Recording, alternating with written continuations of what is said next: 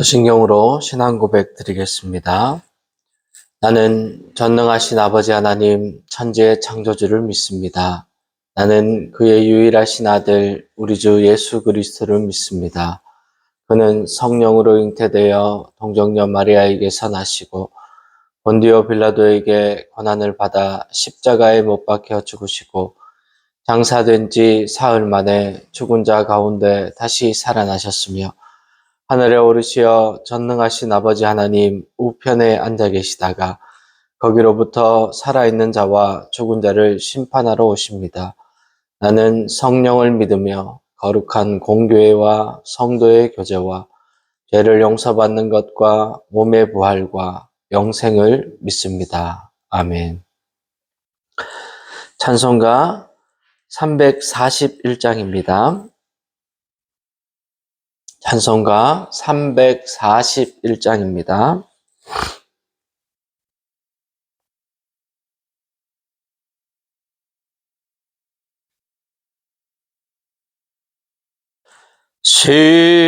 십자가를 내가 지고 주를 따라갑니다.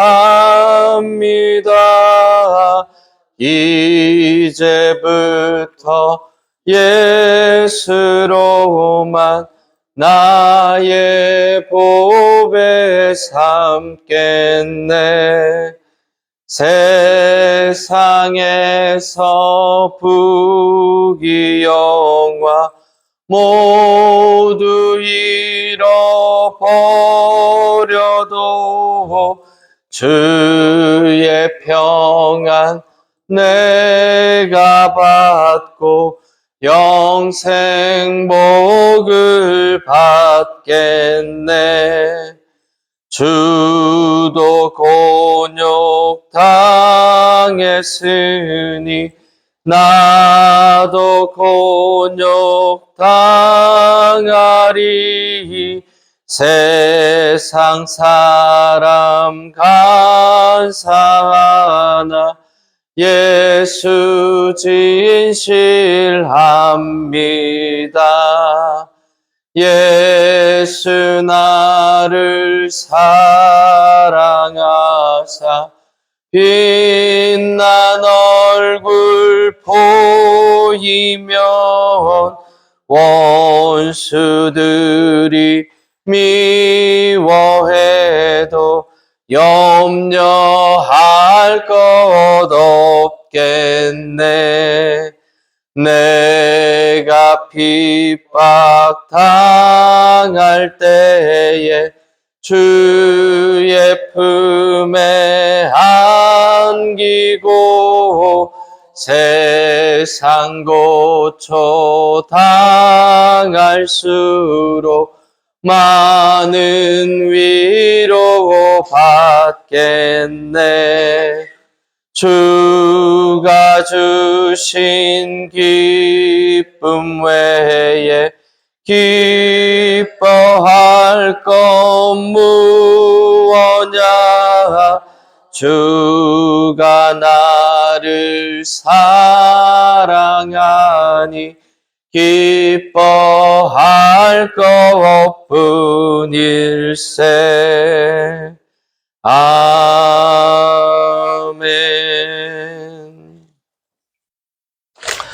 오늘 우리에게 주시는 하나님의 말씀은 출애굽기 1장 15절로 22절까지 말씀입니다. 출애굽기 1장 15절로 22절까지 말씀입니다.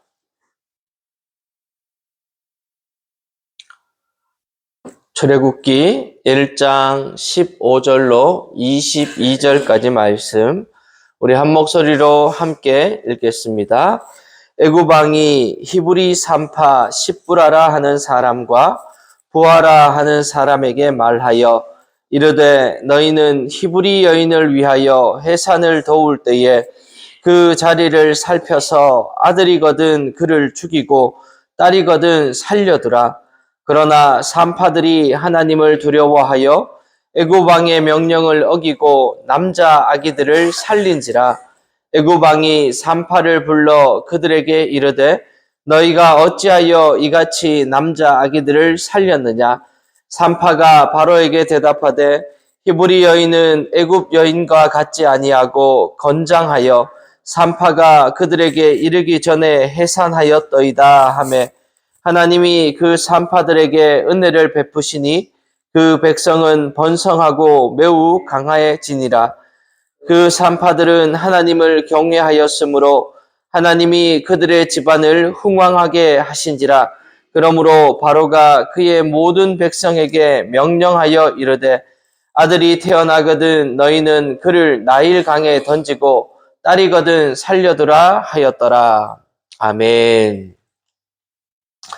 어제 우리는 출애굽기 1장부터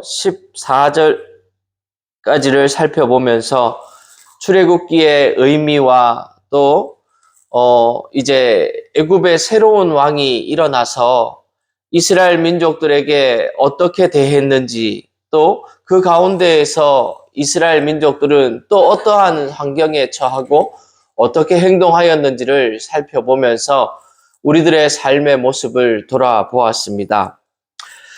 이제 애굽 백성들이 새로운 왕을 맞이하고 나서 새로운 질서가 생기게 되었습니다. 그 중에 두드러진 특징이 바로 이 이스라엘 민족들, 히브리인들에 대한 적대적인 태도였습니다.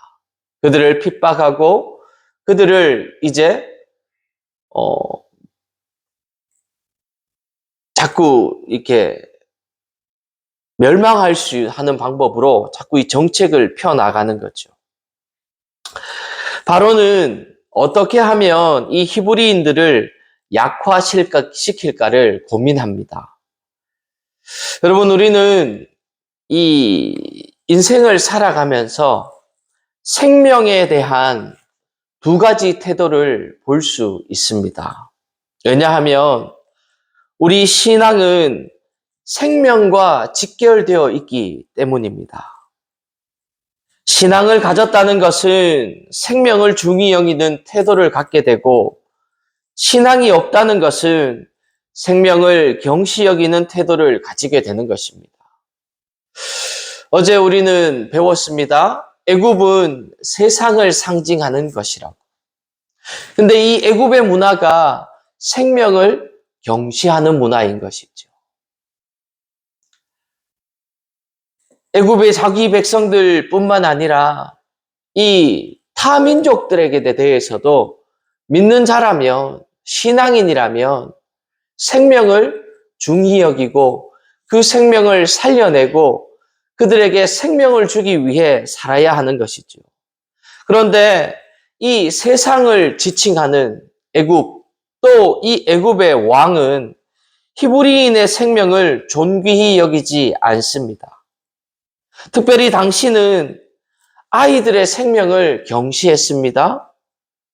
아이들을 인신제사로 바치기도 했습니다.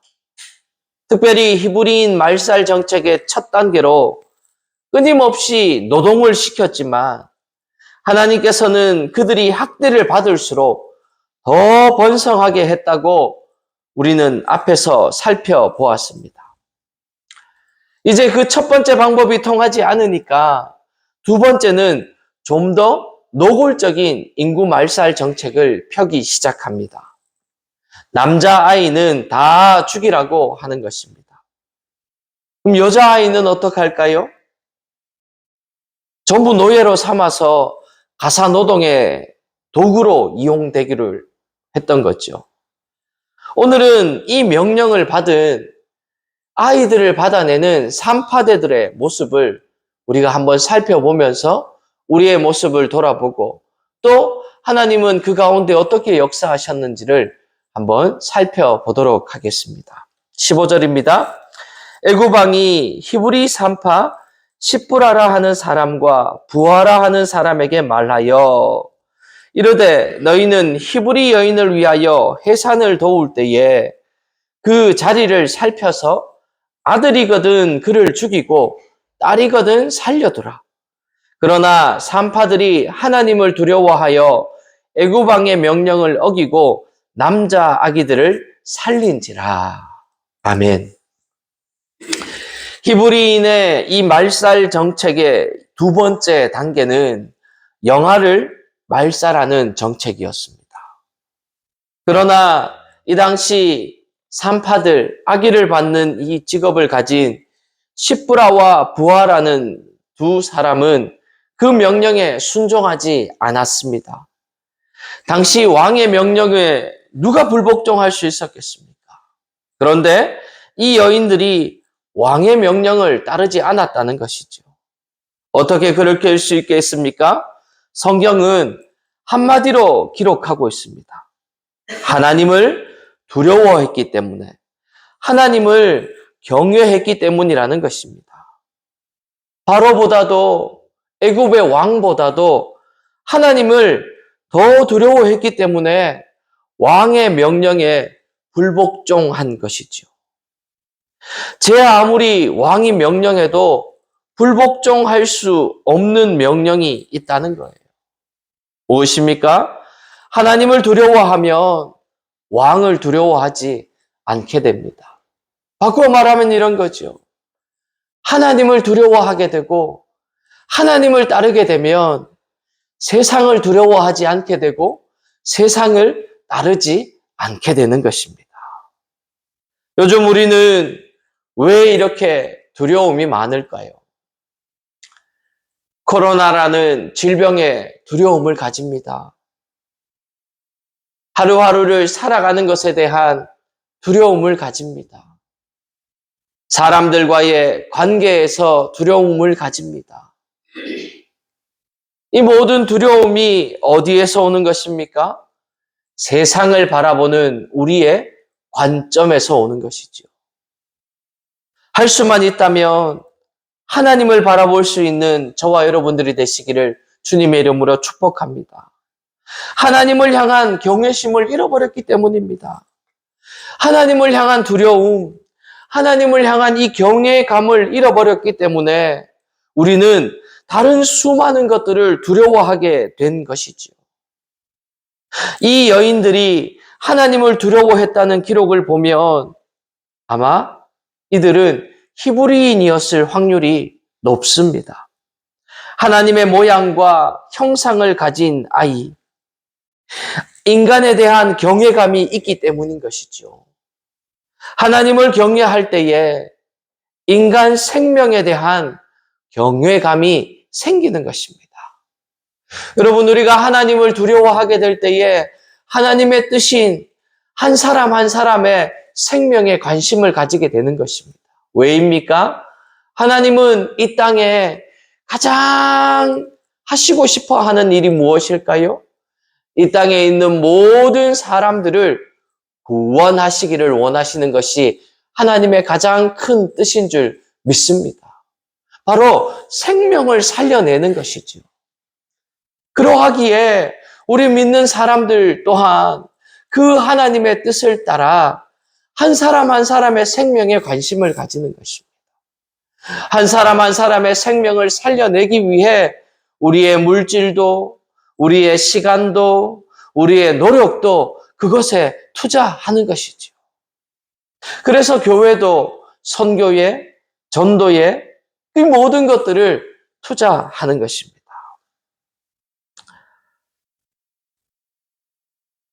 바로의 명령이나 세상의 명령이나 뭐가 다르겠습니까? 하나님을 두려워하는 신앙적 태도가 무너졌기 때문에 이 세상은 걷잡을 수 없는 학대와 착취와 억압이 일어나고 있죠. 요즘 세상을 보면요, 참 사람을 사람으로 보지 않는 것 같아요. 사람을 그저 도구로 바라보고, 때로는 쾌락의 도구로, 때로는 돈벌이의 수단으로, 때로는 그 사람을 이용하는 도구로만 바라보는 것이 요즘의 풍조가 된 것이 아닌가 싶습니다. 왜 그렇습니까? 성경적 가치관이 세워지지 않는 나라에서는 진정한 생명에 대한 가치가 기대할 수 없는 것이죠. 바라고 원하기는 성경적 가치관, 성경적 세계관, 그리고 기독교 가치관이 이 세상의 주류가 되는 것에 늘 앞장설 수 있는 교회가 우리 복량제일교회가 될 수 있게 되기를 주님의 이름으로 축복합니다. 18절입니다. 애굽 왕이 산파를 불러 그들에게 이르되 너희가 어찌하여 이같이 남자 아기들을 살렸느냐? 산파가 바로에게 대답하되 히브리 여인은 애굽 여인과 같지 아니하고 건장하여 산파가 그들에게 이르기 전에 해산하였더이다 하매 하나님이 그 산파들에게 은혜를 베푸시니 그 백성은 번성하고 매우 강해지니라. 아멘. 여러분, 왕이 그 왕의 명령에 불복종한 여인들을 불렀습니다. 얼마나 두렵고 떨렸겠습니까? 그런데 그 여인의 대답이 어떻습니까? 얼마나 기지가 있는 대답입니까? 왕 앞에 불려갔어요. 어떻게 생각하면 이제 죽으러 가는 거나 마찬가지인 거죠. 내가 남자아이들을 죽이라고 했는데 왜 안 죽였느냐? 이렇게 묻는 겁니다. 까딱 잘못 대답하면 목이 날아가는 상황인 것이죠. 우리는 왕의 질문에 대한 이 산파의 대답을 들으면서 정말 하나님은 우리에게 감당할 시험만 허락해 주시고 감당할 고난만 주시고 시험을 당하면 피할 길을 내어주신다는 것을 다시 한번 깨닫게 됩니다. 우리의 담대한 신앙의 원천이 무엇입니까? 하나님을 경외하고 하나님을 신뢰하고 하나님의 말씀이 가슴 안에 늘 차 있다면 어떠한 상황이든 가장 적합한 말을 하도록 우리를 이끌어 주시는 줄 믿습니다. 그때에 우리의 언어는 인간의 언어, 사람의 언어가 아니라 하나님의 언어가 우리들의 생각으로 정리될 것이고 우리의 입으로 내뱉어지지만 우리의 말이 아니라 하나님의 가장 지혜로운 말로 대답하게 될 줄 믿습니다. 평소 말하는 훈련이 필요한 까닭이 바로 이것이지요. 우리 그리스도인은 이 말하는 훈련을 어떻게 해야 할까요? 바로 하나님의 말씀을 묵상하고 하나님의 언어를 배우고 또 예배를 통해 또 성경 공부를 통해 또 여러 가지 교회 활동을 통해 훈련을 하고 성경을 읽으려고 하는 것이죠. 그래서 우리가 교회에 여러 예배 시간 또 성경을 배우는 시간 여러 교제의 시간들이 있는 것이죠. 세상은 사람의 생명을 빼앗고 착취하는 게 목적입니다. 모든 경제 활동이 생명을 증진시킨다고 생각하십니까? 아닙니다. 여러분, 우리가 잘 알고 있는 찰리 채플린이라는 미국의 희극인이 있습니다. 근데 그 미국의 희극인이 모던 이라는 그 희극 영화를 만들고 자기가 그 공장에 가서 일을 하는 장면이 떠오릅니다. 그곳에서 어떡합니까? 모든 사람이 그저 단순한 기계와 같이 일할 뿐인 거예요. 정해진 시간에 맡은 일을 하고 정해진 시간에 집으로 돌아가고 정해진 시간에 먹고 정해진 시간에 쉬고 그 일을 하지 못하면 집으로 쫓겨나고 일자리를 잃고 마는 그런 도구와 같은 기계와 같은 그런 인간이 되고 마는 것이죠. 사랑하는 성도 여러분, 우리는 할 수만 있다면 하나님의 뜻을 잘 깨달아 생명을 귀히 여기고 또 사람을 살리고 사회에 그런 생명을 살려내는 문화를 이렇게 정착시킬 수 있는데 앞장설 수 있는 분들이 저와 여러분들이 되시기를 주님의 이름으로 축복합니다. 오늘 이 산파들의 대답을 보면 어떻게 생각하면 참 우스운 대답이 아닐 수 없습니다. 그런데 중요한 건 그들 안에 두려움이 하나도 없다는 거예요. 여러분, 우리도 세상을 살아가다 보면 두렵고 떨리는 일을 많이 겪게 됩니다. 하지만 그럴 때에 우리 안에 살아계신 하나님이 함께 한다면, 십자가의 예수 그리스도가 우리 안에 계신다면, 보혜사 성령님이 우리의 인생을 동행하고 계신다면, 오늘 이 산파와 같은 담대하고도 지혜로운 대답을 하게 될 줄 믿습니다. 21절입니다. 그 산파들은 하나님을 경외하였으므로 하나님이 그들의 집안을 흥왕하게 하신지라. 아멘. 여러분, 너무 듣기 좋은 말이지 않습니까? 하나님을 경외했더니 하나님께서 그에 합당한 대접을 해 주셨다는 것입니다. 하나님을 인정하고 사는 삶의 태도라는 것은 입으로만 하나님을 이야기하는 게 아닙니다. 사람의 생명을 귀하게 여기고 남보다 사람을 배려하는 태도가 곧 신앙인의 모습인 것이죠. 우리가 교회에 잘 출석하고 신앙생활 잘하고 매일매일 예배드리고 너무 중요합니다. 하지만 이것보다 더 중요한 것은 그 말씀이 내 삶과 연결되는 것이죠.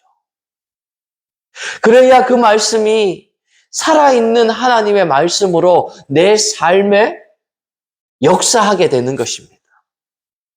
여러분, 하나님은 죽은 자의 하나님이 아니라 산 자의 하나님인 줄 믿습니다. 그 하나님의 말씀은 오늘도 살아 역사하시고 운동력이 있어 좌우에 어떤 검보다도 예리하여 좌우에 날선 검이 되어 우리의 심령 골수와 우리의 모든 것을 변화시키고 쪼개는 힘이 있는 능력의 말씀이 바로 하나님의 말씀인 줄 믿습니다. 그 말씀이 오늘도 우리의 삶 가운데 살아있게 하기 위해서는 우리가 그 말씀대로 살아내어야 하는 것이죠. 마치 오늘 본문에 나오는 산파들과 같이 말입니다.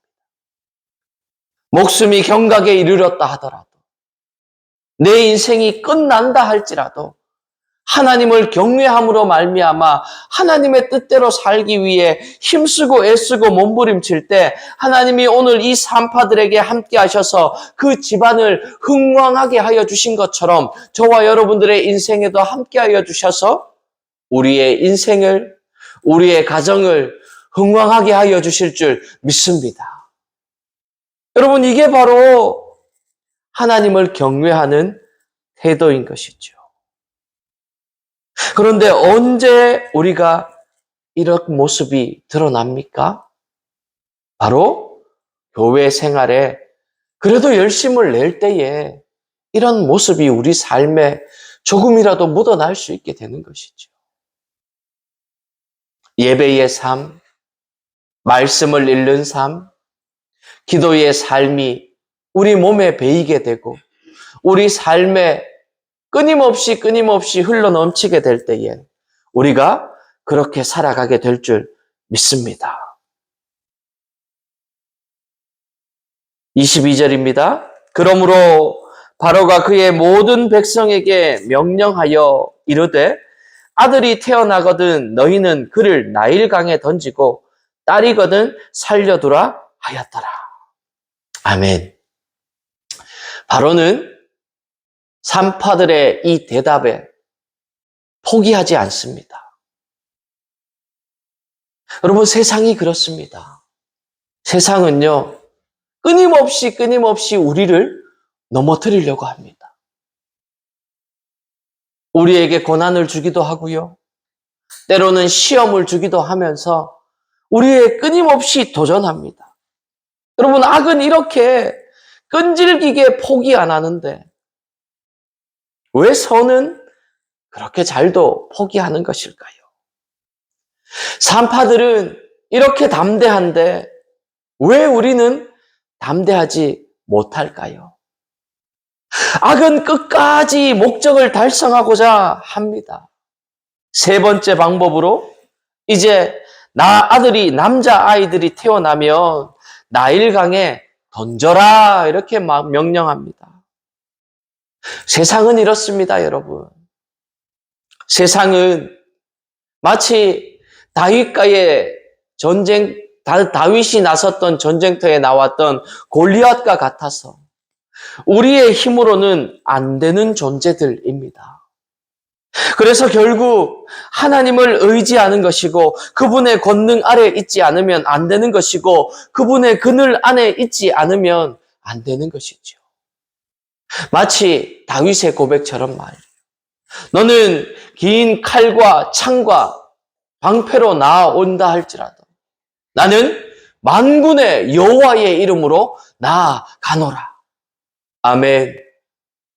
우리의 삶 가운데 우리가 감당할 수 없을 것 같고 우리를 늘 넘어뜨릴 수 받고 또 우리를 거꾸로 틀릴 것만 같은 그 강대한 힘 앞에 이제 우리의 능력을 내려놓고 우리의 생각도 내려놓고 우리의 뜻을 내려놓고 하나님의 그 능하신 팔에 붙들림 받고 하나님의 이름을 의지하며 나아가는 그때에 우리가 하나님 앞에 쓰임 받게 되는 그 시간이 되는 줄 믿습니다. 약할 때 강함 되시는 하나님. 그 하나님이 우리를 사용하는 시기가 바로 그때인 것이죠.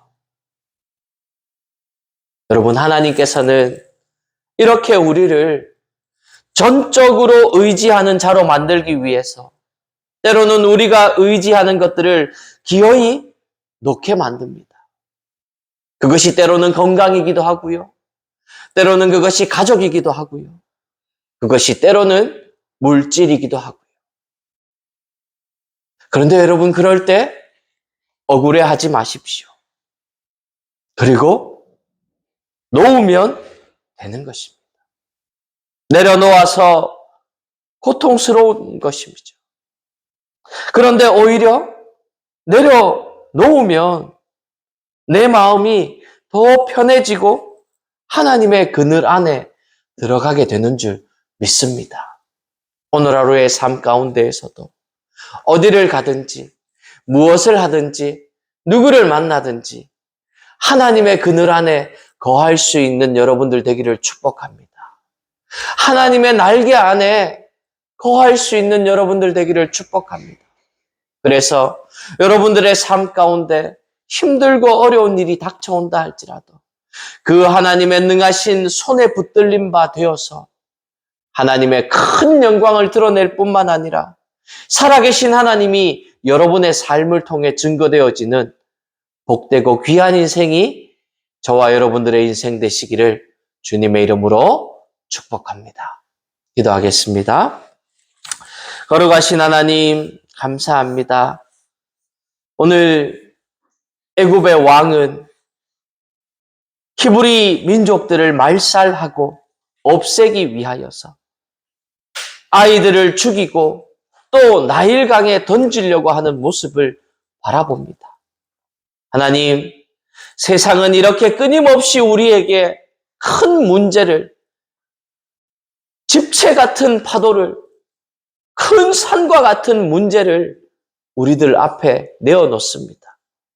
하나님, 그럴 때에 우리의 능력과 우리의 힘으로 그 파도를 헤쳐나가고 그 산을 넘으려고 하는 것이 아니라 우리의 모든 것을 내려놓고 하나님을 의지하는 사람들이 우리 복량제일교회의 모든 성도들 되게 하여 주옵소서.